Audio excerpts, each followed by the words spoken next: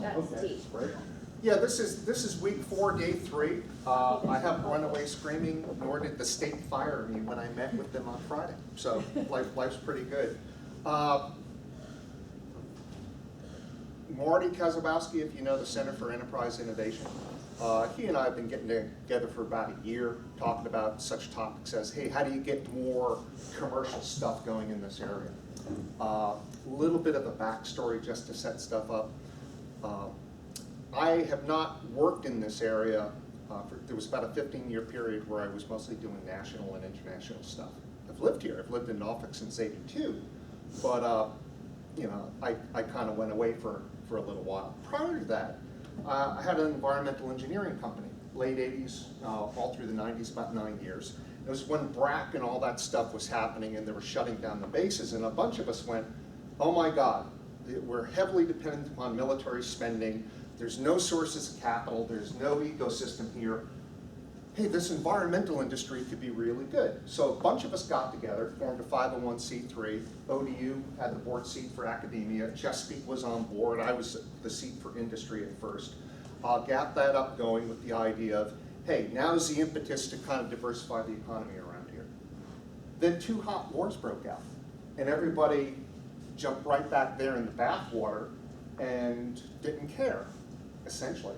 So I went off to work for a computer sciences corporation for a bit of time, and L3 Communications, a lot on the commercial side, some on the defense and government side.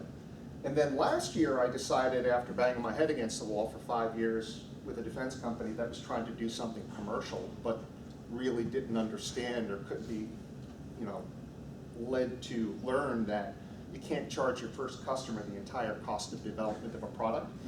Bill Gates did not charge the first guy who bought a copy of Windows $150 million.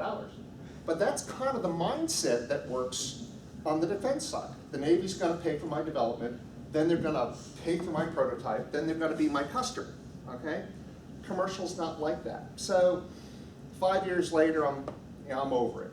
So I reinsert myself back into the economy around here, and I'm going out and I'm meeting with people, trying to find out my resources and what I can tap into for various, you know, products and projects I see out there. And they said, hey, wait a second, you understand the commercial stuff, you understand the government stuff, we've got this program called Gov2Com. So I started doing some consulting for them. I also found out when I started talking to people again, they were saying, boy, we're too heavily upon military spending, capital's a problem. It was deja vu all over again. I care about the area, and diversifying the place is something I think really, really critical for all of our well-being. So 5 weeks ago, I think it was 5 weeks ago or 6 weeks ago, Marty says, hey, we need a new director for Gov2Com. Would you be interested?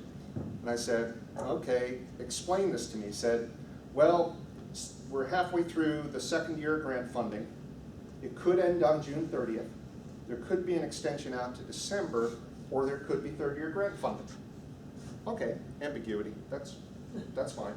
But we also want it to become a standalone program. We want it to have mechanisms in place in the business model that allows it to go forward without being dependent on that grant source. Is that all right? First week in the job, state sends down a message going, hey, no 3rd year funding. From an entrepreneurial standpoint, I go, okay, that just kind of shortens my time frame a little bit.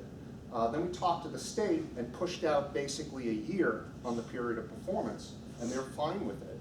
So essentially, the way I'm viewing this thing is we have a funded startup for a commercial accelerator.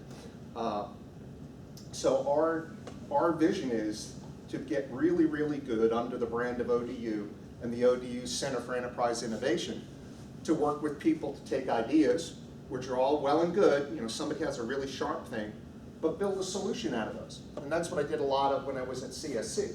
A solution's just not a technology.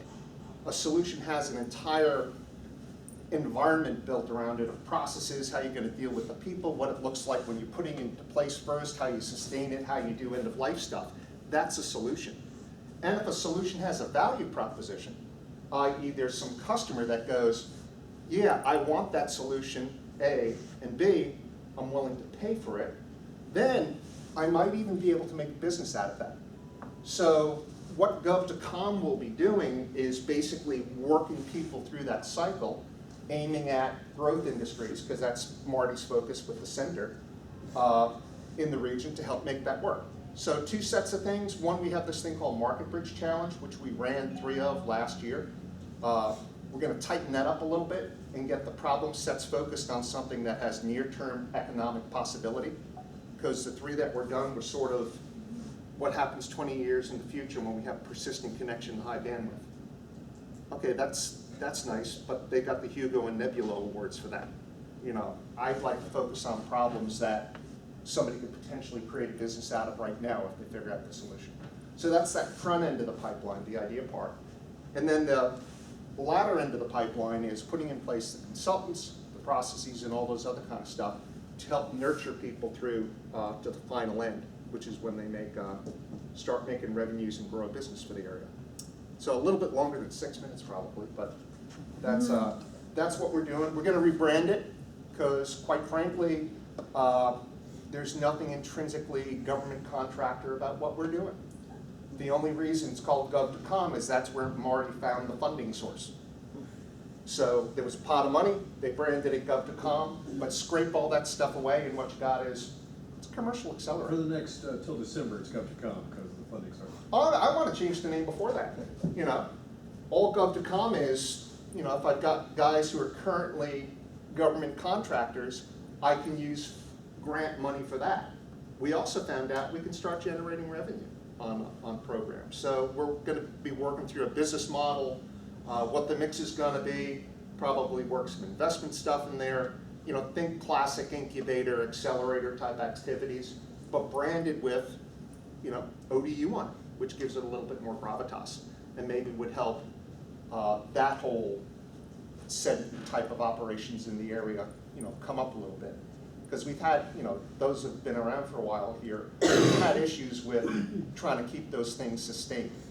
So part of that's cultural, I think.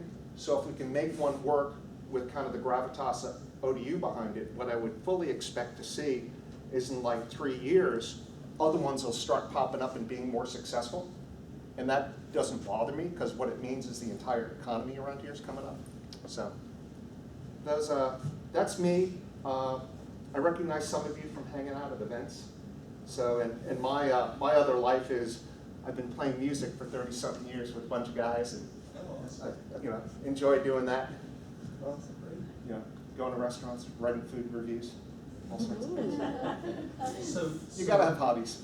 The rebranding process, obviously, that's